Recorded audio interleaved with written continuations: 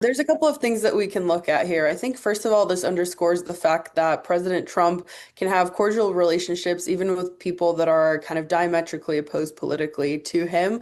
I think his welcoming of Andy Burnham into this role really underscores that. It's similar to past discussions and deliberations that we've seen him have with, for example, New York City Mayor Zoran Mamdani, even though those two have kind of been at it a little bit over the last week or so, particularly over Benjamin Netanyahu.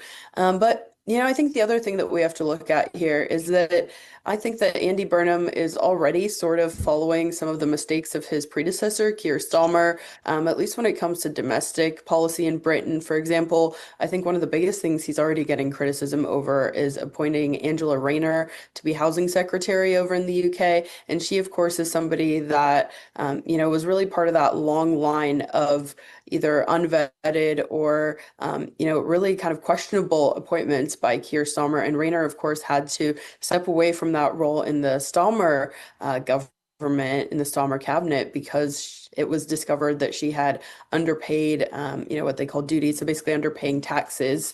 At the end, she paid that back. It was determined that it was kind of not deliberate, but I think it really makes you question, right, when you have somebody that is responsible for billions of dollars in the US or billions of pounds in the UK in a government budget.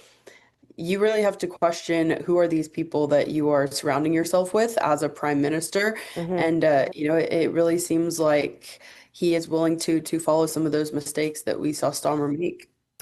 All right. Well, I'll tell you, as Americans who have traveled a lot there, I think the big concern Americans look at that whole area for is what are they going to do? What are politicians going to do about the Islamization, the Sharia law being enacted over there? It's scary times, at least in the headlines, for what we read here in America. Victoria Churchill, keep us posted. Thanks for your time. Thanks so much.